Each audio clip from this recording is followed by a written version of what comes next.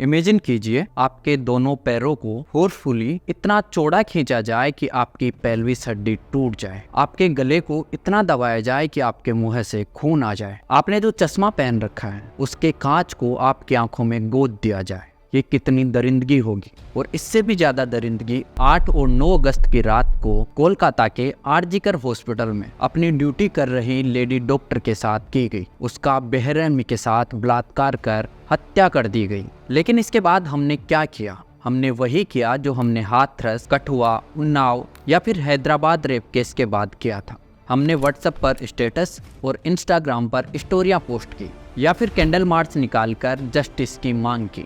आज से लगभग 12 साल पहले साल 2012 में दिल्ली में निर्भया गैंगरेप केस हुआ था। तब भी एक 22 साल की डॉक्टर का चलती हुई बस में उसके दोस्त के सामने गैंगरेप कर उसे फेंक दिया गया था और उसके बाद पूरा देश सड़क पर आ गया। लेकिन इससे क्या बदला सिवाय कानून के? क्या रेप होना बंद हो गए या फिर रेप के मामले पहले से कम हो गए? इसका जवाब मिलता है हमें नेशनल क्राइम रिकॉर्ड ब्यूरो की रिपोर्ट से, जो बताती है कि साल 2012 के बाद रेप केस कम होने के बावजूद बढ़े हैं और आज हर साल 30,000 से ज्यादा रेप केस रिपोर्ट होते हैं। हमारा देश तो सनातन संस्कृति वाला देश माना जाता है, जहाँ पे महिलाओं को देवी का रूप मानकर पूजा तक की जाती है। लेकिन इसके बावजूद भी हम एक भी ऐसी जगह नहीं बता सकते जहाँ पर महिलाएं सुरक्षित हैं, चाहे फिर वो उसका घर हो, कॉलेज या स्कूल का कैंपस हो। साधारण लड़की की बात तो छोड़िए, यहाँ तो महिला जज को चीफ जस्टिस ऑफ इंडिया को लेटर लिखकर कहना पड़ता है कि मैं सेक्सुअल हरासमेंट से परेशान हो चुकी हूँ, मुझे इच्छा मृत्यु दे दीजिए। लेडी आईपीएस को उसके सीनियर्स द्वारा सेक्सुअली असोल्ट किया जाता है। हमारे देश में अतिथि देवो भव वाली भावना है, लेकिन इसके बावजूद भी किसी दूसरे देश से हमारे देश में घूमने आई हुई महिलाओं के साथ गैंगरेप किया जाता है। ऐसा क्यों है? आइए समझते हैं आज के इस वीडियो में। नमस्कार, मेरा नाम है सुनील और आपका मेरे YouTube चैनल पर स्वागत। National crime bureau of India की रिपोर्ट बताती है कि हमारे देश में daily on average 86 rape case report होते हैं। हर घंटे 49 वुमेन्स के अगेंस्ट कोई ना कोई क्राइम होता है। 2012 के बाद रेप केस में फांसी की सजा का प्रावधान किया गया है। इसके बावजूद भी यदि कोई फांसी की सजा से डरे बिना भी रेप जैसा घिनौना अपराध कर रहा है तो हमें एज ए सोसाइटी सोचने की जरूरत है कि ये प्रॉब्लम क्यों है और इसके पीछे के कारण क्या हैं, और फिर उनका समाधान करने की जरूरत है ताकि आगे किसी को ये सब ना झेलना पड़े। रेप मेंटेलिटी के पीछे क्या कारण है, आइए एक एक कर डिटेल में समझते हैं। आप जयपुर का ये वीडियो देखिए। 150 रुपए मिल रही है आप सबको। ये 150 रुपए में, ये 150 की, ये 200 की, ये 500 रुपए की है, ये 300 रुपए की है। 300 में ना, ये 200 रुपए की है। ओए ओए, कैसे ये लड़का किसी फॉरेन कंट्री से अपने यहाँ आई हुई फीमेल टूरिस्ट की रेट बता रहा है। और बेशर्मी की हद तो देखिए कि इसने खुद ने ये वीडियो शूट कर सोशल मीडिया पर पोस्ट कर दिया। इसको देखकर आप भी सोच रहे होंगे कि इसके घर वालों ने इसको कोई संस्कार दिए हैं कि नहीं, क्योंकि हमारी पर्सनैलिटी पर सबसे ज्यादा इफेक्ट होता है हमारी फैमिली का। क्योंकि हमारी फैमिली हमारा पहला स्कूल होती है, जहाँ हम उठने बैठने से लेकर सामने वाले से कैसे बात करनी है, किस तरह लोगों से रेस्पेक्ट करनी है, ये सब सीखते हैं। और इस पर हमारी फैमिली का क्या माहौल है उसका बहुत ज्यादा असर पड़ता है। यदि फैमिली में बड़े महिलाओं के साथ बड़े सभ्य तरीके से और अदब के साथ पेश आएंगे तो बच्चे भी उनको देखते हुए सीखेंगे और वो भी महिलाओं के साथ बड़े सभ्य और अदब के साथ में बात करेंगे, उनकी रेस्पेक्ट करेंगे और कभी किसी के साथ गलत नहीं करेंगे।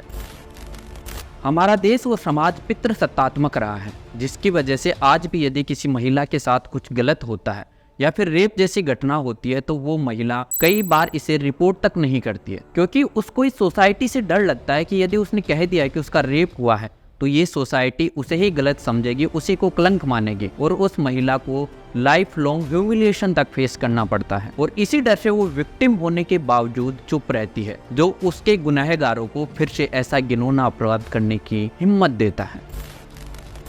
आज भी हमारे देश में रेप के लिए विक्टिम को ही जिम्मेदार ठहराया जाता है कि जरूर कुछ ना कुछ इसी की गलती होगी वरना रेप नहीं होता। और गलतियां कैसी बताई जाती हैं कि रात को 10 बजे घर के बाहर क्यों निकली थी, इसने छोटे कपड़े पहन रखे थे, उसने सेमिनार हॉल को अंदर से लॉक क्यों नहीं किया था। हम लोग सिर्फ रात को नहीं, हम लोग दिन में भी सुरक्षित नहीं है। दिन में भी हम लोगों के साथ विजिटिंग होता है। हम लोग अपना सुरक्षा चाहते हैं, हम लोग अपने लड़कियों का सुरक्षा चाहते हैं और कुछ नहीं चाहते। अरे भाई, कोई महिला किसी काम से रात को 10 बजे क्या 12 बजे भी बाहर है और वो किसी काम से नहीं, मान लीजिए बिना काम के टहलने के लिए भी बाहर निकली है, तो भी ये कोई अपराध थोड़ी ना है। और अपराध हो भी तो क्या उसका रेप किया जाएगा? किसने दिया है ये अधिकार? और दिल्ली में निर्भया तो बस में सफर कर रही थी, तो कोलकाता की डॉक्टर अपने ही हॉस्पिटल में थी, फिर भी इनका रेप कर मर्डर कर दिया गया। और जो लोग ये कहते हैं कि अरे उसने छोटे कपड़े पहन रखे थे इसलिए उसका रेप हो गया, तो मैं उन लोगों से पूछना चाहता हूँ कि भाई पंजाब की इस 2 महीने की बच्ची का बलात्कार कैसे हो गया? क्या इसने भी कोई उत्तेजक कपड़े पहन रखे थे? या इस बच्चे की माँ भी इसे साड़ी पहनाती? रेप के लिए कपड़े नहीं बल्कि रेपिस्ट की मानसिकता जिम्मेदार होती है।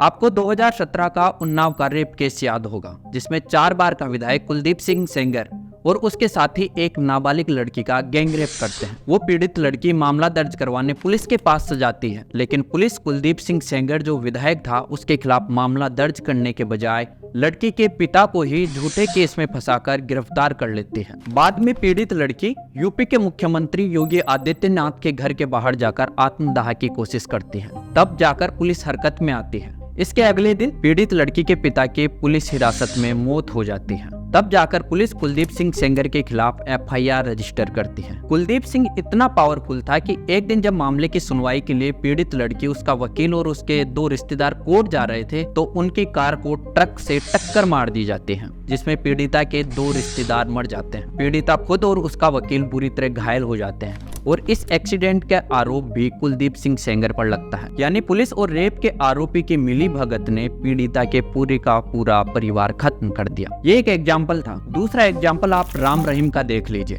उसे रेप के मामले में 20 साल की सजा हुई है, लेकिन रसूख इतना है कि वो जेल में कम और बाहर ज्यादा रहता है। इसका असर ये होता है कि अपराधियों के हौसले बुलंद होते हैं और समाज में अपराध बढ़ते हैं। दुख की बात यह है कि कई लोग ऐसे लोगों को अपना आइडियल भी मानते हैं, और जिनके आइडियल ही रेपिस्ट हो उनकी मानसिकता कैसी होगी आप सोच सकते हैं। मीडिया भी ऐसे लोगों को खूब दिखाता है। आप जानते हैं कि फिल्म इंडस्ट्री हमारे समाज में कितना इन्फ्लुएंस रखती है, और आज के टाइम में जो मूवीज आ रही हैं उनमें आइटम सॉन्ग्स के नाम पर वुमेन्स को एज लस्टफुल ऑब्जेक्ट पोर्ट्रे किया जाता है। और OTT प्लेटफॉर्म पर रिलीज होने वाली वेब सीरीज तो इससे कहीं आगे निकल चुकी हैं, डाल देंगे अभी, जहां खुलेआम गालियां दी जाती हैं। सीन्स ऐसे होते हैं कि आप फैमिली के साथ बैठकर देख ही नहीं सकते। और जो फैमिली या कॉमेडी शो होते हैं उनमें कॉमेडी के नाम पर खुलेआम वुमेन्स को ऑब्जेक्टिफाई किया जाता है और उन्हें उनका रेट बताया जाता है। आपने बताया नहीं आप कहाँ से आई हैं? I'm from Russia. Russia? Yeah. Russian? Yeah. 15,000। Excuse me. कितनी गंदी सोच है आपकी। जब ये सारे कारण एक साथ होते हैं तो रेप मेंटेलिटी को बढ़ावा मिलता है, जिसे रोकने के लिए सरकार के साथ साथ सोसाइटी को भी एफर्ट्स करने होंगे। क्या एफर्ट्स करने होंगे, आइए समझते हैं। कोई भी बच्चा बड़ा होकर रेपिस्ट ना बने, इसके लिए सबसे ज्यादा जरूरी है बच्चों में छोटी उम्र से ही जेंडर सेंसिबिलिटी डेवलप करना। और इसके लिए करना क्या है, आपको बस इतना करना है कि अपने बच्चों के साथ जेंडर और जेंडर नॉर्म्स डिस्कस करने हैं। उन्हें सिखाना है कि अपोजिट जेंडर के साथ कैसे बात करनी है। रेप कल्चर को डिसोशलाइज करना है, और ये सब तब करना है जब आपके बच्चों की उम्र 11 से 14 वर्ष की हो, क्योंकि स्टडीज बताती हैं कि ये एज ग्रुप जेंडर इनइक्विटीज और उसके कंसिक्वेंसेज, ह्यूमन राइट्स और कॉन्स्टिट्यूशनल राइट्स सीखने और सिखाने की सबसे सही उम्र होती है। और वो इस एज में जो सीखते हैं उसी के अकॉर्डिंग आगे वो एक्ट करते हैं। हमने उन्नाव रेप केस में देखा है कि किसी रसूखदार रेपिस्ट ने रेप विक्टिम और उसके पूरे के पूरे परिवार को बर्बाद कर दिया। या फिर ब्रजभूषण सिंह को देख लीजिए, जिस पर रेसलर्स ने सेक्सुअल असोल्ट करने का आरोप लगाए थे, और इनको डिफेंड करने के लिए पूरा का पूरा सिस्टम इनके साथ खड़ा हो गया था, लेकिन ये मामले हाईलाइट हो गए थे। वरना बहुत बार ऐसा होता है कि रेप विक्टिम को FIR दर्ज करवाने के लिए भी भटकना पड़ता है। विक्टिम्स कोर्ट तक नहीं पहुंच पाते, और कई बार तो विक्टिम को ही इतना प्रताड़ित किया जाता है, इतना प्रेशर डाला जाता है कि वो कोर्ट में अपने बयान बदलने को मजबूर हो जाती है। तो इस सब को रोकने के लिए विक्टिम और विटनेस का प्रोटेक्शन होना बहुत ज्यादा जरूरी है। जज और IPS जैसी पोस्ट पर पहुंचने के बावजूद वुमेन्स के साथ सेक्सुअल असोल्ट की बात सामने आती है, तो इस ओर भी सोचने की जरूरत है कि हम वुमेन्स को कैसे सेफ स्पेस दे सकते हैं। हमारे देश में पावरफुल सेंसर बोर्ड है, जिसको ये तक अथॉरिटी है कि वो मूवीज में से एंटी वुमन और मिसोजिनिस्ट व्यूज के प्रमोशन को सेंसर कर सकता है, लेकिन इसके बावजूद भी मूवीज में आइटम सॉन्ग्स के नाम पर फीमेल बॉडी को ऑब्जेक्टिफाई किया जाता है, और OTT प्लेटफॉर्म्स पर तो कोई रेगुलेशन है ही नहीं। तो सेंसरशिप इंस्टीट्यूशन और उनकी प्रायोरिटीज का री-इवैल्यूएशन करने की बहुत ज्यादा जरूरत। रेप विक्टिम को न्याय मिलना बहुत जरूरी है, लेकिन आजकल एक बात और सामने आ रही है फेक रेप केस के। राजस्थान में साल 2018 में जितने रेप केस रजिस्टर हुए थे उनमें से 45% और साल 2019 के 68% रेप केस फेक थे, फर्जी थे, जो सिर्फ और सिर्फ सामने वाले व्यक्ति को फंसाने के उद्देश्य से दर्ज करवाए गए थे। ऐसे मामलों में फेक रेप केस दर्ज करवाने वाली महिलाओं के खिलाफ भी सख्त कार्यवाही करने की जरूरत है। उसे भी ठीक वही सजा मिलनी चाहिए जो एक रेपिस्ट को मिलनी चाहिए, क्योंकि एक तो इससे जो सच में सफर कर रही है महिलाएं रेप से, उन्हें सजा मिलने में देरी होती है। दूसरा, उस निर्दोष व्यक्ति की छवि को नुकसान पहुंचता है जो रेप का